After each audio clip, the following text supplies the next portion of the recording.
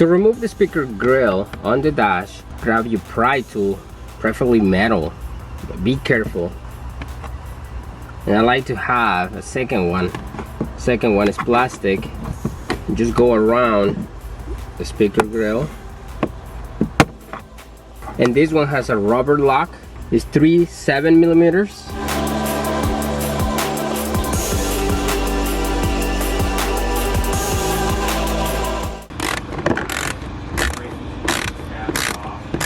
Carefully pull the speaker out, unplug it. This little guy here is our dash speaker. Yay! Let's take a look at what's going to replace this and we'll compare it to it. The Kenwood KFC XP6902Cs. They also make a 3C if you have something bigger than this. There's a couple really nice things about these speakers if you hadn't had a chance to check them out yet. And that is these really big brackets here in the top. This is a universal bracket. You break each one of these tabs off. It can fit a GM, it can fit a Dodge, it can fit a Toyota. Apparently it can fit a Nissan, maybe. I don't know yet, we'll get that off and check. Comes with some foam, so you can do like a kind of fast ring thing here with these. Inside is a ton of pieces. These little guys here are what we're going to be using for our dash. As you can see, they fit. These brackets are designed to either be cut or sanded down into place to fit into a car. It has standard connections here on the back. These guys up here in the front are the passive crossovers for them. There are two. There's also on the left and right more foam. There's lots of foam. Here's even more foam. There's foam to foam to foam. That is so that you have foam for the back of the speaker, foam for the back of the bracket, foam for the back of the mid-range, foam for the front of the mid-range. Whatever you need, there's a piece of foam for. There's even more foam here. There's a bag of screws. There's some speaker pigtails. The 6x9 inch mid bass and another spacer because you can never have enough of them. On the back of the speaker, it has this connection here where it says bypass and low pass. If you're hooking this up in, let's say, a Chrysler or a GM that have a premium audio system where there is a factory amplifier, or this one that has a factory amplifier, you're going to use the bypass connections if you're keeping the factory amplifier. If you're doing a full DSP, where the DSP is going to be handling the frequencies that go specifically just to this mid range, meaning it's going to be a full active system, put it on bypass. If you're going to be integrating into, let's say, a standard 5-channel amplifier or a radio or something like that, where it does not have those capabilities, then make sure you use low pass. This will provide the crossover for this so that it does not interfere with the frequencies that the mid-range are making. You will still need to put a high pass crossover on it to prevent it from playing deep bass like 80 hertz. Just keep that in mind. We get a ton of questions about how this is supposed to be used. On the back of this speaker shows a negative and it shows a positive, and it has this cool piece coming off here,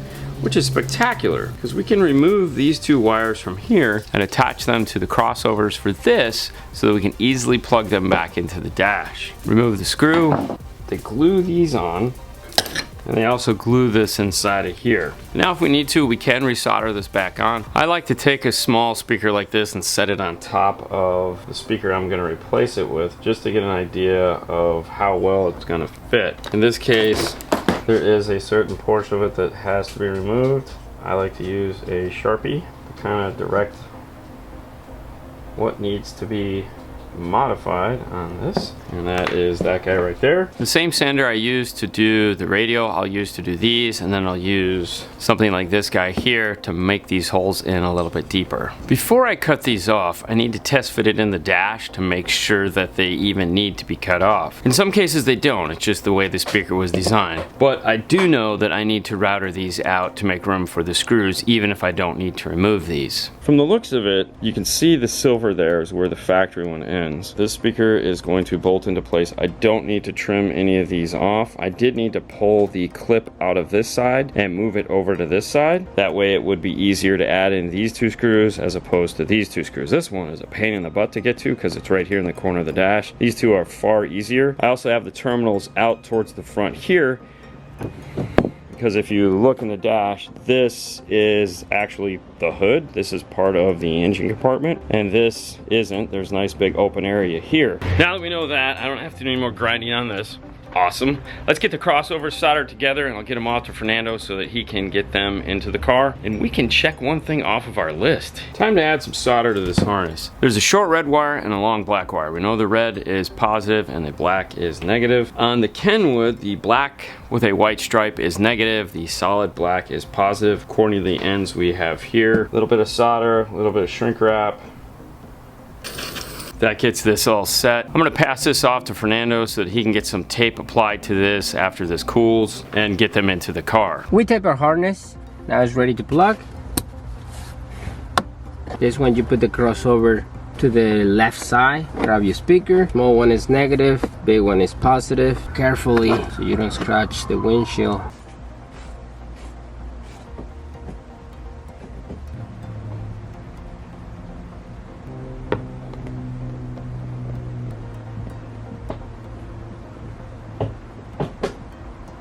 And that's how simple you put a speaker in the dash. Oh, he said simple. Wow. Okay. Disregard that simple. Yeah. This guy, I swear. With the dash speakers in, he can now move on to the bottom door speakers. Let's check that out. To remove the door panel, I like to start in my window switch. You have to remove the handle clip first. Sometimes it's really hard to take it out, so I like to start with my door switch. Disconnect it. From behind, you cannot push the tabs.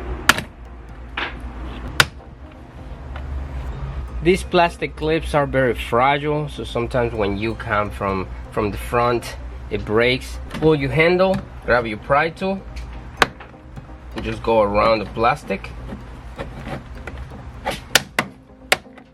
Then we're gonna find a 10mm. Second 10mm, and in the corner where the actual handle is, you gotta pry that up. Go slow and remove the 10mm behind it. Now we grab our pry tool and start pulling out. And I wiggle it up, and there's no cables attached, so you're good to go. To remove the speaker, 4 8mm. And clip it. Sometimes you're gonna find speakers that the magnet it's actually bigger than the normal, so you have to remove a little bit of the plastic behind it. But if you find that situation, remove the plastic bracket, 4 10mm. Now that you remove the 4 10mm, unclip the speaker harness, and now it's easy for you to cut it so you don't damage the window.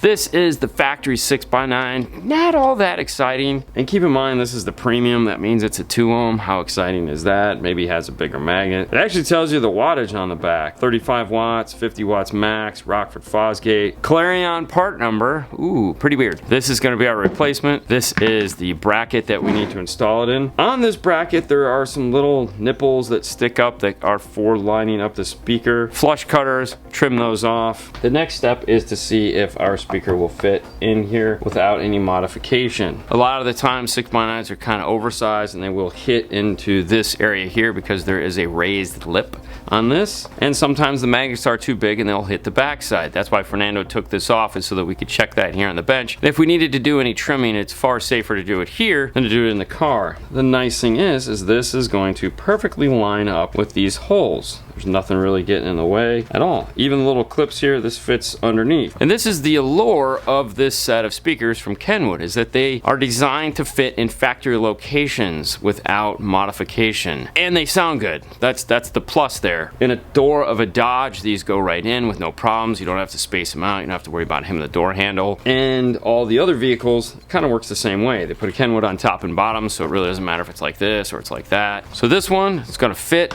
That means we need to put some foam on the back of this to go between the two, and we have plenty of foam to do that. The bigger one actually comes with 4 strips of foam for front and back if needed, and it peels off. Will easily go onto the back of this speaker.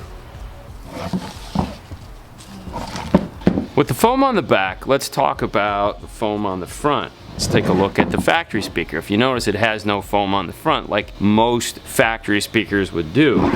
Let's look at this. There's no foam on here. Very strange, right? Let's take a look at the back of the door panel. There's our foam right there. They foam the door panel itself. This sits in here just like that and will couple with that factory foam. That means because we are keeping this factory mount, not modifying it in any way, our speaker will go in and connect with that foam and we have no need to add any extra foam. What the factory has implemented will work just fine for what we're trying to do. That's kind of a cool thing. So before you get all excited about doing all this, make sure you check this out. In this case, because we're keeping everything factory, we don't have to modify it in any way. We're good. I'm gonna get these over to Fernando so that he can get these mounted back into the car. Fernando has informed me, right?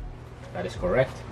That the speaker is now mounted in place, screwed in. Use new screws? I use new screws. Normally they are a little bit bigger than the regular screw, so I use an M5. And what he means by that is sometimes the screws will tear into this area here, which can be bad. Could break this, knock it off, rip this around. You don't want any of that to happen, so make sure you get the smaller head. The screws that it comes with are really nice for that, but Fernando is kind of bougie sometimes, and he likes what he likes. Well, one of the things is like I don't like to use the factory screws is because it's an 8mm, and when you trying to grab, you bent, it doesn't fit right in. You put new screws and then you're gonna save some time.